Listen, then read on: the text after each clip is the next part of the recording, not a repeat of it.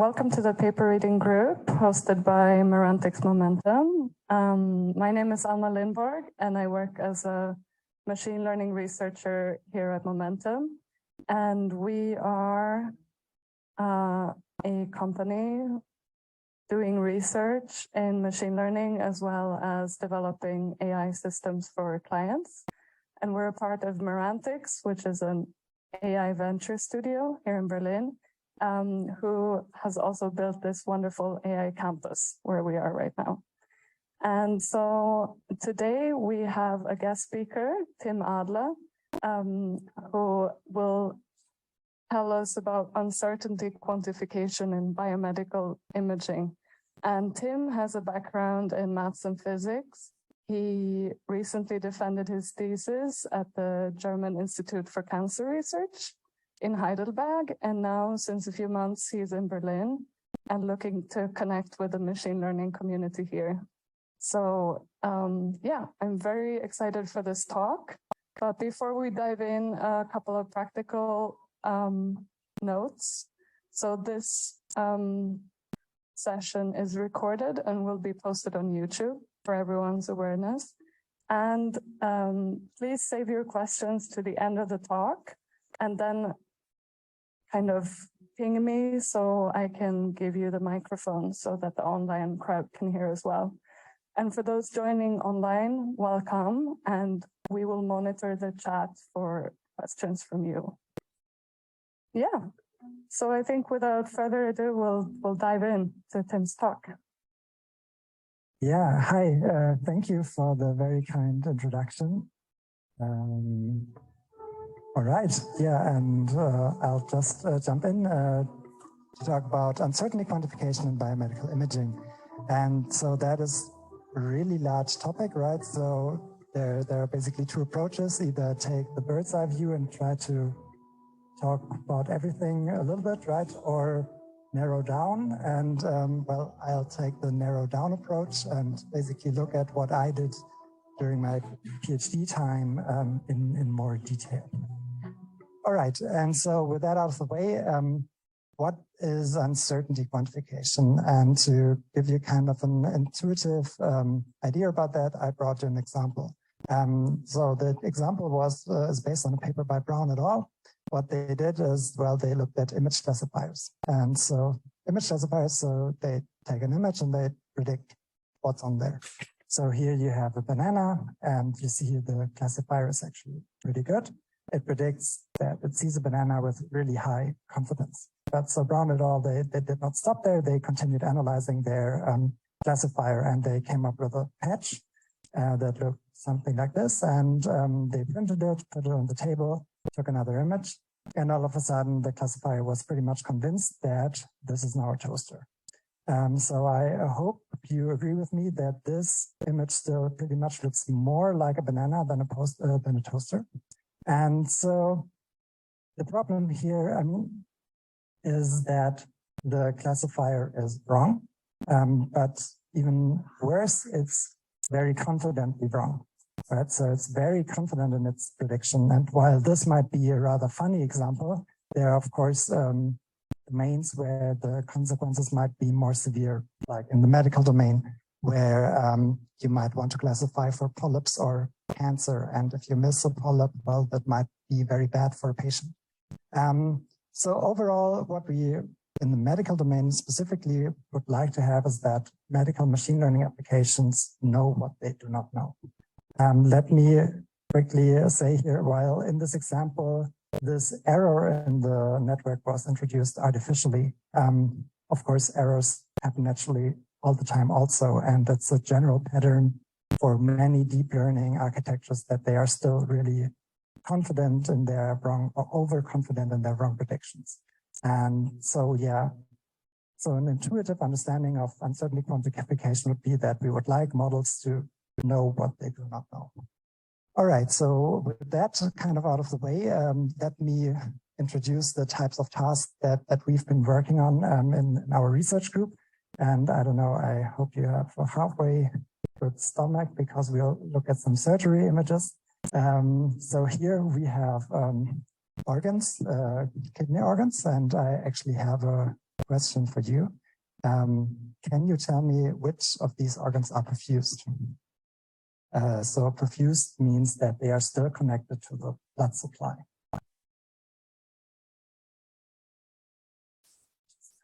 I volume a bit because the machine is on.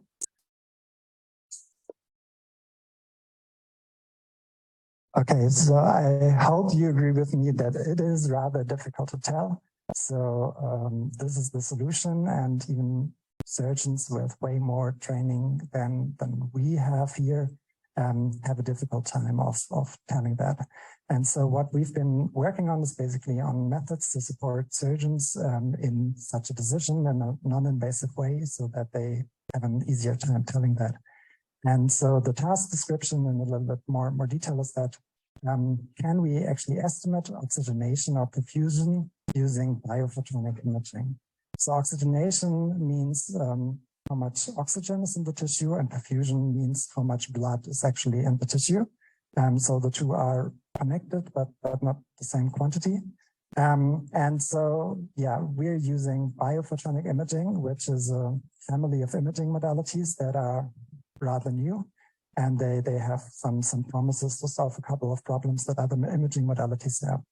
So what is biophotonic imaging? So the thing is, the image generation is based on non-ionizing radiation. So in other words, we in some way use light to just get the image. And so what's so special about it? So for that, we have to look how light interacts with the tissue. And so basically we have the light source, and the light enters the tissue. And if we are lucky, after some interaction, some of the light leaves the tissue again. And then we can actually just record it with a camera. Now you might say, well, we do that all the time, right? So we have cameras, that's not really new. So the new thing here is that the cameras that we use have a higher spectral resolution. So the difference being that instead of only collecting light in the red, green, and blue band like an RGB camera, we have more bands and therefore get more information about the spectrum of the light. And yeah, because of that added spectral information, that's called multispectral imaging. Another imaging modality that falls under the umbrella of biophotonic imaging is called photoacoustic imaging. And so here the thing is, we need more light, because if you have enough light and deposit enough light into the tissue, you can actually generate an ultrasound wave. And this ultrasound wave can then be recorded using an ultrasound transducer. And by varying the light source over here, you can once again measure a spectrum. And yeah, that is then called photoacoustic imaging. The name photoacoustic imaging stems from the fact that this effect that transforms light wave, a light or photon or whatever into an ultrasound wave is called the photoacoustic effect. And so photoacoustic imaging. And of course, so the spectra that we get out of here, they first of all depend on the light source, of course, but also on the light tissue interaction. And so basically we can hope that a fingerprint of the tissue is actually encoded in the spectra, and how that fingerprint is made up depends on the tissue decomposition, on the so-called chromophores and absorbers in the tissue. And for inner organs, one of the main absorbers is actually hemoglobin in its oxygenated and deoxygenated state. So hemoglobin is that molecule that is in red blood cells that transport the oxygen through your body. And because that's such a strong absorber, we can actually hope to estimate oxygenation and perfusion. So that's biophotonic imaging. That's why we hope to answer the task of estimating oxygenation and perfusion. And now before I go on, I quickly want to show you how the actual hardware looks like that we're using. So here on the left-hand side, you now see laparoscopes, which are cameras that are used during minimally invasive surgery. On the left-hand side, multispectral camera, so the new type of camera that we use. On the right-hand side, a regular RGB camera. And yeah, I hope you see no big difference, right? So basically we can manufacture them nowadays in basically the same size. So they can actually easily be used in surgery, but they offer well more information about the tissue that we have in there. And now on the right-hand side, we have photoacoustic imaging, which is a little bit more involved. So to deposit enough light into the tissue, we actually need a laser. And the laser is in this tower, and everyone has to wear these nice laser safety goggles. And well, then you have your ultrasound transducer over here, where also the laser light comes out. And then you can record a photoacoustic image, which is depicted up here. All right. So now I've said I have basically been working with uncertainty quantification, or the talk is about uncertainty quantification. So next I would like to introduce the types of uncertainties that I've had a look at basically during my PhD time.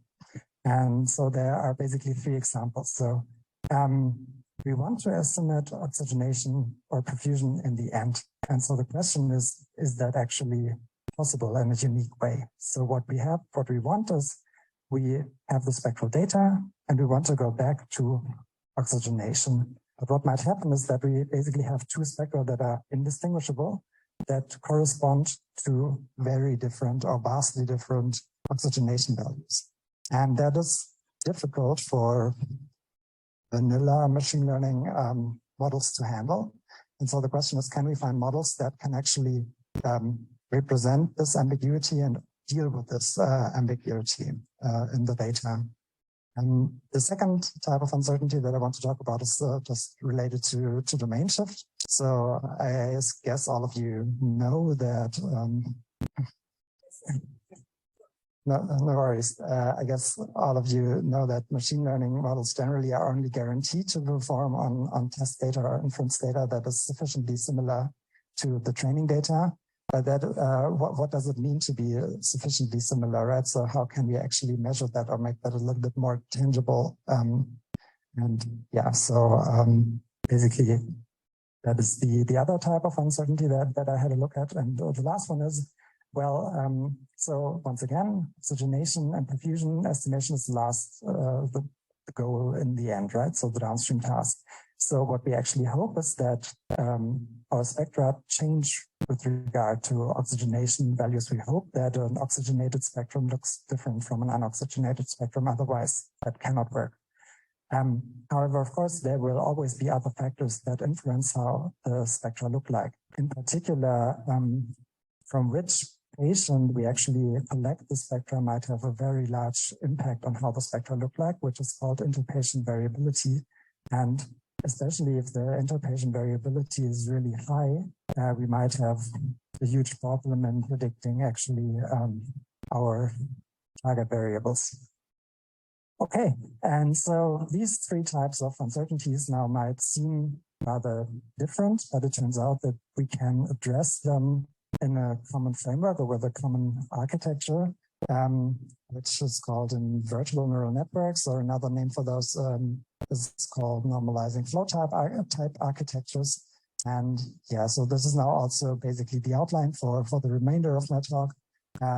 So what I would like to show you today is basically first give you a quick introduction of what these invertible neural networks can do, why they are so useful in our setting, and then basically apply them to these 3 types of uncertainties that I've just quickly exhibited. All right, so what are invertible neural networks? And I cannot go into too much deeper here, right? So they are a special type of deep learning architecture, machine learning architecture, and they have one important property, which is they are really good density estimators, either unconditional or conditional density estimators. So yeah, we can get a density P theta, where theta just denotes the trainable network parameters. And so there are 2 more properties related to this density. First of all, so the models are generative in the way that we can actually draw samples following the density they represent. But not only that, we can only evaluate the density. So take a new point, feed it into our network, and then figure out how likely that point is to basically come from the same distribution than the training data that we use to fit that network to. Yeah, and both properties are really important in the work that we did. And so to give you a more hands-on view of how we actually use these kind of networks, so the INNs The INN use case often looks something like this. So we have a data set of spectra, and then we use the INNs to estimate the density of the spectra, so we can decide if new spectra actually fit well, the training distribution, the training spectra that we have, and in this way we can kind of try to quantify how far away they are. For the conditional INNs, the use case look a little bit differently. So once again, we have as input a spectrum, so a fixed spectrum this time, and we again get a distribution out of it, but this time it's not a distribution over spectrum space, but over the tissue parameter space. So for example, oxygenation as here. And so this can be interpreted as a distribution, a conditional probability distribution conditioned on the input spectrum. And that might already give you an idea of why these kind of networks are so interesting to treat ambiguous problems, because instead of only providing a point estimate, we have a full probability distribution, and multiple solutions can be encoded as modes in this probability distribution. Modes are just maxima of this probability distribution. So in this example, we would have a so-called bimodal posteriors, which would imply that we have two SO2 values that correspond to this spectrum that are very likely, so to speak. And so we can actually check whether the estimation problem is ambiguous or has a unique solution. All right, so with that, let's actually look at some results regarding analyzing ambiguous solutions and oxygenation estimation. And so the example that I brought to you today is using the photoacoustic imaging modality. We train the networks on simulated spectra. So we have a simulation framework in the background to generate our training data. And we wanted to answer basically two research questions. The first one is, does spatial context decrease ambiguities? I will tell you what I mean by the spatial context in a second. So basically, this just means more or less information. So the more information we give, does that actually decrease the number of ambiguities that we see in the task? And the second research question already hints at our second topic. So we are training on simulated spectra. So probably there is some domain gap to actually measure it in vivo data. And so we were wondering, do our models generalize and how bad is it actually? And so with regard to the first question, so the spatial context, let's quickly look at the setup. So up here, you see how a photoacoustic spectrum actually looks like. So it's actually more like an image, and in each image, in each pixel, you have a spectrum. And for various reasons, we often don't want to work with complete images. So one reason is sometimes we have hardware constraints, so we just cannot compute on the whole images. But another reason is also that we noticed that our simulation framework has a larger domain gap, so to speak, if we consider whole images compared to only looking at local neighborhoods. So in the global geometry, there seems to be something off yet, which is also a reason why we are interested in not working with the whole images, but maybe only small parts like a single pixel or small neighborhoods. And so then we were asking ourselves, okay, what's the influence on the SO2 oxygenation task? So we varied basically from single pixel to the whole image as an input, and then generated the SO2 distribution, so the oxygenation distribution, and we're wondering how many ambiguous solutions do we find.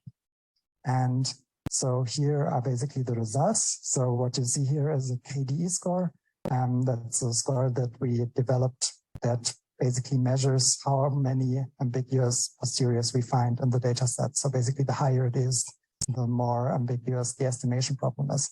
And you see here that for the single pixel model, you really have a perceivable fraction of ambiguous solutions, and with more spatial context that actually narrows down and goes basically to zero for the image. So yeah, to make that maybe a little bit more tangible, here is an example. So this is one photoacoustic volume that we simulated.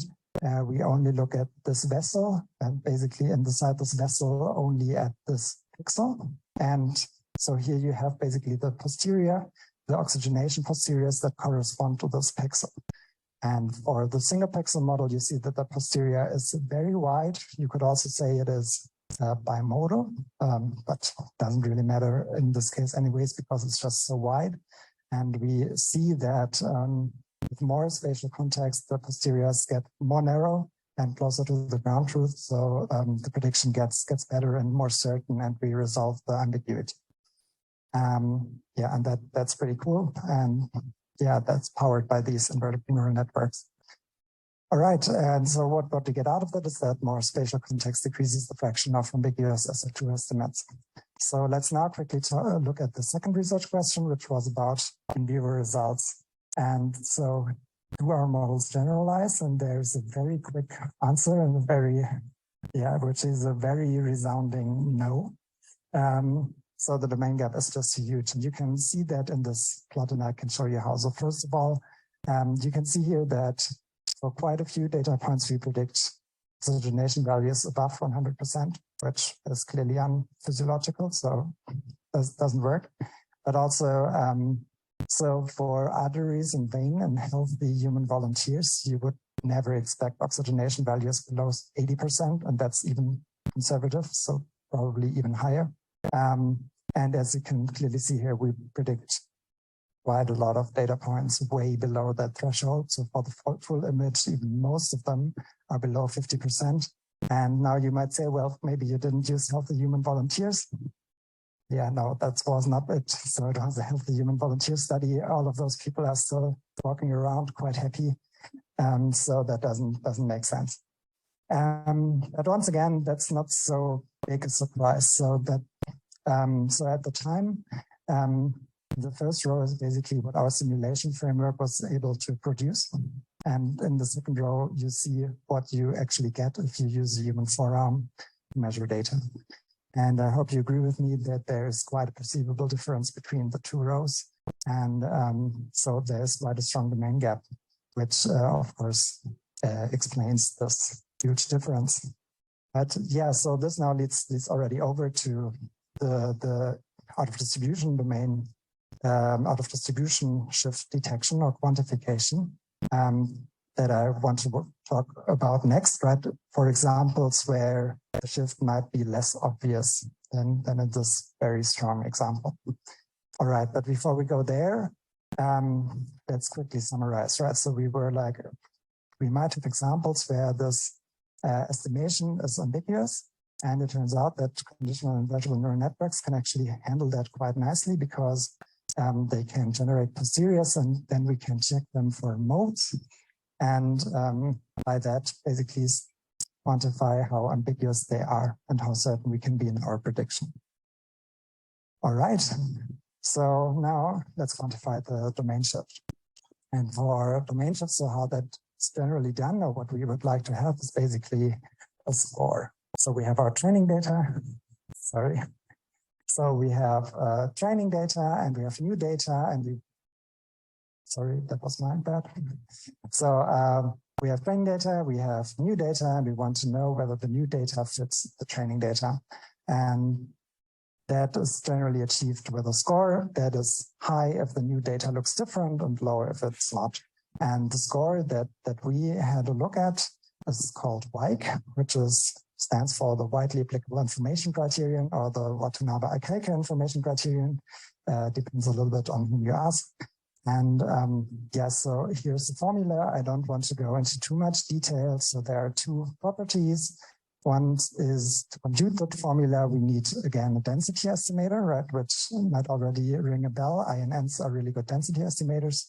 And the other thing is that we actually aggregate the densities over multiple network parameters, theta, and the way we can do that is by actually ensembling. So we don't only use one network or one INN, but actually an ensemble, and then we can hope to actually estimate this value. And then again, the high WIKE values would indicate that data is out of distribution. And yeah, in that way, we can hope to get a score and quantify the out of distribution detection. Okay, so again, I want to show one example or one experiment that we ran. So this time I want to talk about multispectral imaging. we once again used the simulation framework to get our training data, and we had 2 research questions that we tried to answer with the score. So the first one this time was, well, can we detect a domain gap between multispectral simulated data, right, in silico is just simulated data, and in vivo data, which this time were collected from porcine organ, so organs. And the second question is, can Weig detect the change in illumination? So, of course, the light source will also have a strong influence on how the final spectra look like. And it turns out that many of our methods are quite sensitive to how the light source looks like. So, and the light source switches quite easily, right? So in the OR, if you open or close the blinds, or if you turn on and off a light source, that's already a huge change. And so it would be great if you could detect it and make the practitioner aware of it. All right, so here are the first results, which are in this plot. So we have a box plot of the Weig values here on the left. We basically have the values for an independent simulation test set, and then different porcine organ spectra. And we see that for most of them, the Weig values are really low, and which indicates a very low domain gap, except for one, which is the gallbladder back here. And yeah, turns out that makes sense because the gallbladder is not in our simulation space. So at the beginning of my talk, I mentioned that hemoglobin is one of the main absorbers for many organs, and that is true. But gallbladder has a second absorber that is really important because gallbladder contains bile and bile contains bilirubin. And because in the beginning, right, we were mostly focusing on other organs, we did not incorporate that in our simulation space. So that was a really nice sanity check to see whether our score is also capable of picking up an out of distribution sample, which it can. And so the illumination change, for that I brought you a small video of another healthy human volunteer. You can try to guess who it is. And yeah, so what we did is we changed the light source from xenon to LED, and yeah, try to detect that with this value. And you can see here a clear step between the xenon and the LED time frames. So that also works quite nicely. All right, so that's already the second part. And so here was how can we quantify the domain gap, and the solution in our case was we can use INNs here together with Weig to do that, and then use that actually to filter for out of distribution data, and then treat that specially either by just dropping it or warning the user about it or making the downstream task aware of it, and only treat the actual intra-distribution data where we can be sure that our models perform well, get passed to set downstream tasks. All right, so that is already the second example that I wanted to talk about. Last, let's talk about coping with interpolation variability. And yeah, so that is the most exciting, but also the most complicated example. So here I directly jump into the problem statement. So it's again based on multispectral imaging. And this time we did not use simulated training data, and you will see in a second why. So we used perfused human kidney spectra data, which is a way more distinctive description than the one I used before, which will highlight the kind of troubles that we ran into. And so the research question that we try to answer is actually just one, and one that I've already shown to you. Namely at the beginning of the talk. The research question was, can we detect perfusion in kidneys? So that is actually a problem that is quite common in multiple types of kidney surgery, in particular in partial nephrectomy, which is a type of kidney surgery where a tumor is removed from the kidney surface. And so during that surgery, the surgeons will generally artificially remove the kidney from the blood supply so they can cut out the tumor. And only without bleeding, right? So that's the advantage. Then after everything is done, they remove the clamps and the blood supply is restored. Now humans have different numbers of arteries leading to the kidney. So it's rather difficult to say whether they found all of them. You can also not really see them on preoperative imaging. So a large part of the surgery is actually finding the arteries and making sure that you found all of them and then clamping them. And then you have to check whether you actually found all of them. And so surgeons have a solution for this that they actually use nowadays, and that is based on a contrast agent, which is called ICG. And what they do is they clamp the kidney, and once they think they found all of the vessels, they inject ICG. And well, then they check. If they don't find it on the kidney, everything is fine, and they can continue with resecting the tumor. However, if they see it, well, something went wrong and they have to try again. Problem now is that ICG has a really long washout period, right? So you have to wait for half an hour so that it leaves the kidney. And that's generally not time you have to spare in surgery. So what that means is the second time you fly blind, right? So if you made a mistake, you cannot check again. And the other thing is, while ICG is very safe in general, there are a few people who have allergies and they can go into anaphylactic shock, which is also, of course, bad. So we were wondering, can we basically get rid of this contrast agent altogether? And the way we wanted to do that is by basically introducing multispectral imaging using a multispectral camera and a deep learning model to predict maybe something like an ischemia index. And if it's low, then the kidney is still perfused, and if it's high, then it's not. And the advantage would obviously be that you don't need that contrast agent at all, and you also don't have a washout period, right? So you can try it out as often as you want. Yeah, so that might look to you like your regular classification task, right? So we want to classify between ischemic and perfused kidney, so just binary classification. And if you would go about that, so how you would generally do is you would try to collect a data set, a training data set, hopefully from multiple hospitals with multiple patients, ischemic and perfused kidney spectra. Then you can train your classifier, test it, and then run inference and predict stuff. So again, we ran into trouble. So one thing is that deep learning models want a lot of data generally, which we don't need. So multispectral imaging is still rather new, so we had to collect all the data that we have ourselves, which strongly limits the amount of data.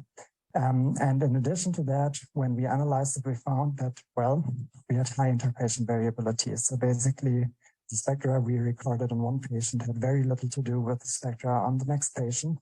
And that makes it basically impossible for a supervised classifier to generalize to new and unseen patients because they probably just won't be covered by the training distribution.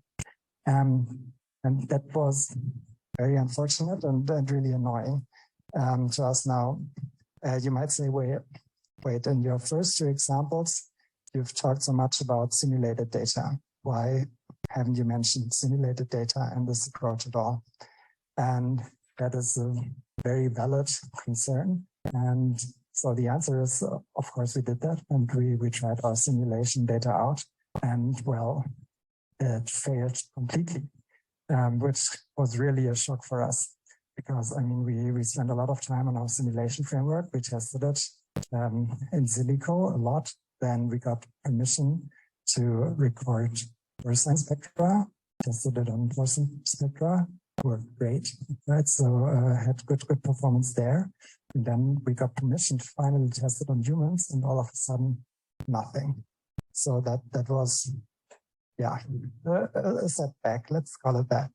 And yeah, so we're of course still trying to fix that and recovering that. So one of the hypotheses that we have is that so the porcines and the pigs in the porcine study, they were of course healthy, which is generally not true for humans undergoing kidney surgery.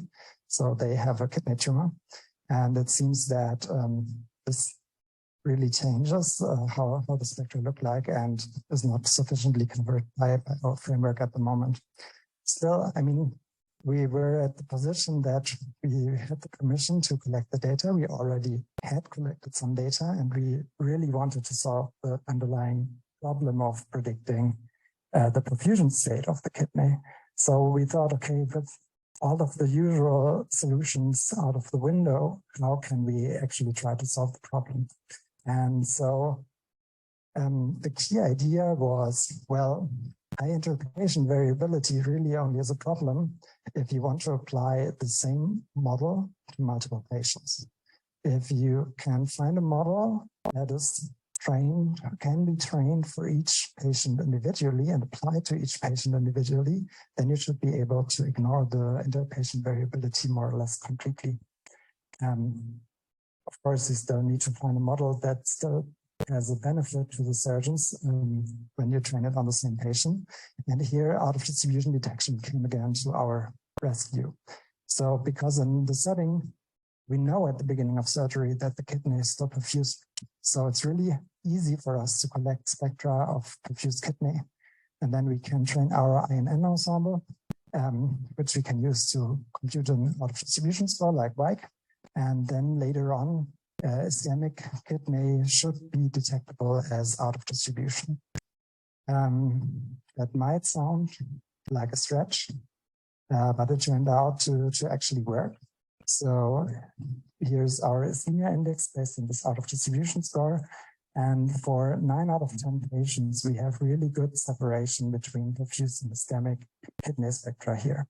Unfortunately, there is one patient, patient 7, which fails completely. Here's an image of the kidney surface.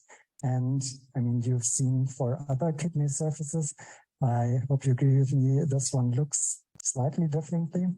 And so that turned out to be the underlying problem here. So this patient has a lot of scurry tissue and a lot of fatty tissue on the kidney surface. And it seems that our method cannot cover with that amount of dirt or other factors in the way. So that is really unfortunate. Because we're working on basically removing that restriction.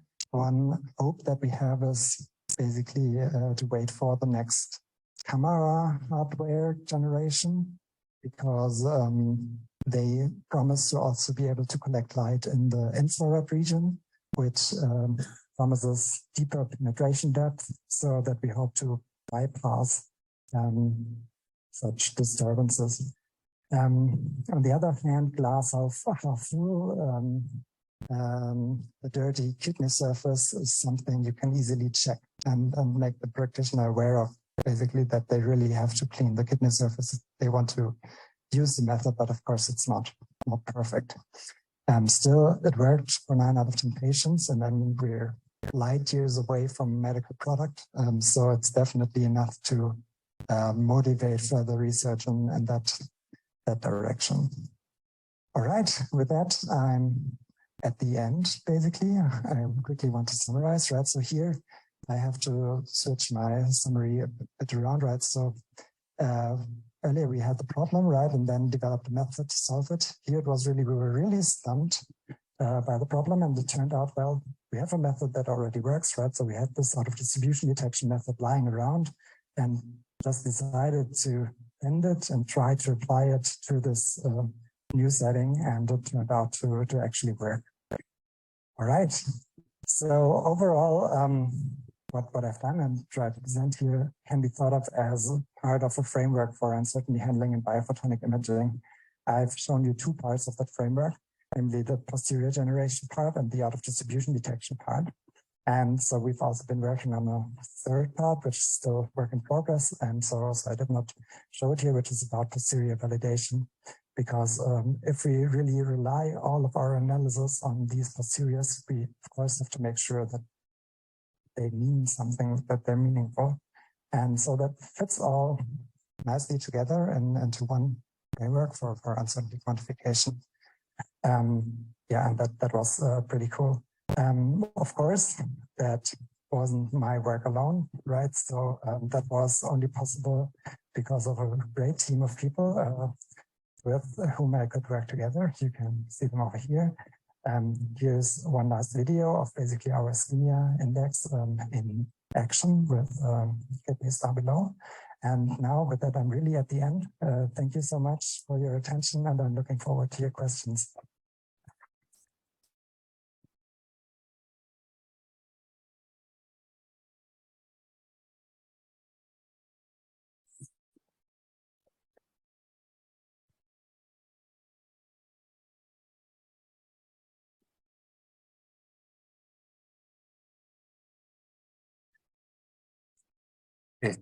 Thanks for your nice talk.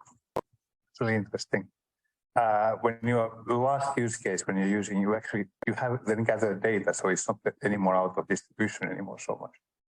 So in a way that you could actually start training a system with that data as well. So because you know what are the positive and negative samples, and then you that.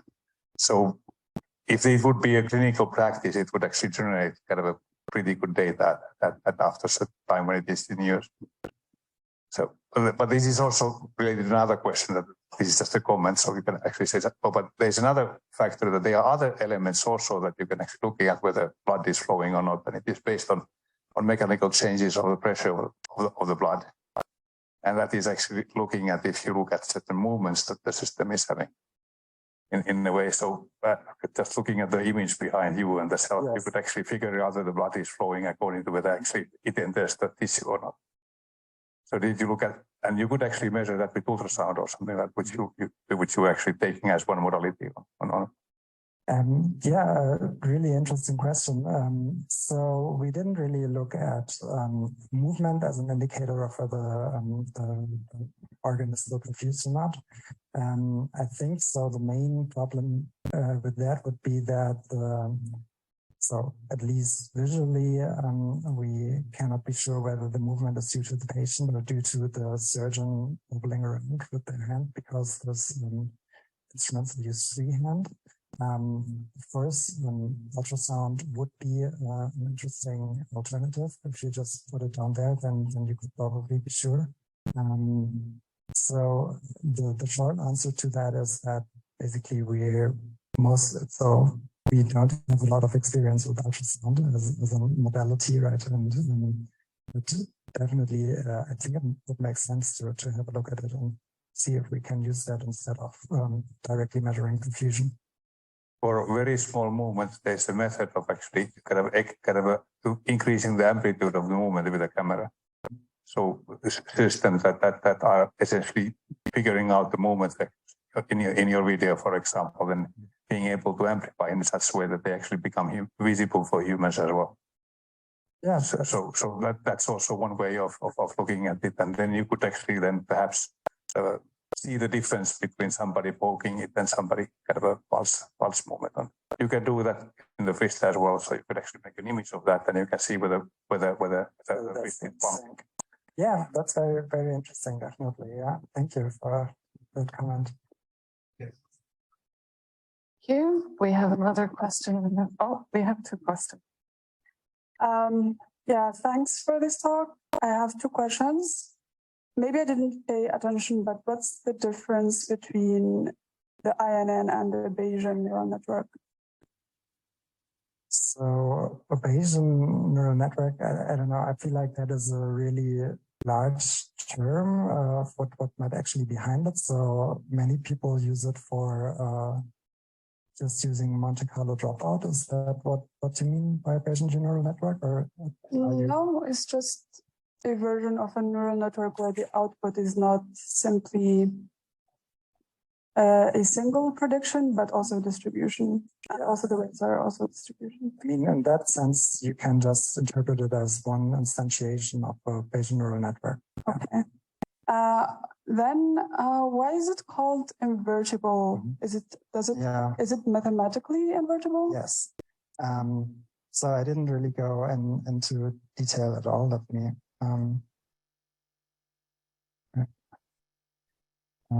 so the invertibility, so we have invertibility from the input distribution to a so-called latent distribution. So we have latent space. So you can think of these models also as autoencoders, where the same network is used as the decoder and the encoder, and mathematically it is ensured that it is to numerical instabilities, it is invertible, right? And also because of the architecture, we can efficiently compute the derivative of the network, so the Jacobi determinant actually. And because of that, we can use the change of variable formula, and that actually allows the exact density estimation, which is the property that I've mentioned in my talk. And yeah, so that's why they are called invertible, because they are invertible with regard to the latent space, which we then use to have exact likelihood computation. Okay, thank you. Yeah.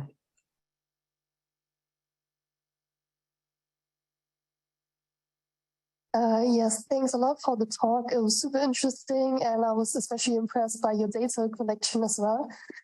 So I have a question regarding the ensembles that appeared a couple of times in your slides. So what was the size of the ensembles that you used? And also, is there any wish to amortize these ensembles into a single model to reduce computational costs?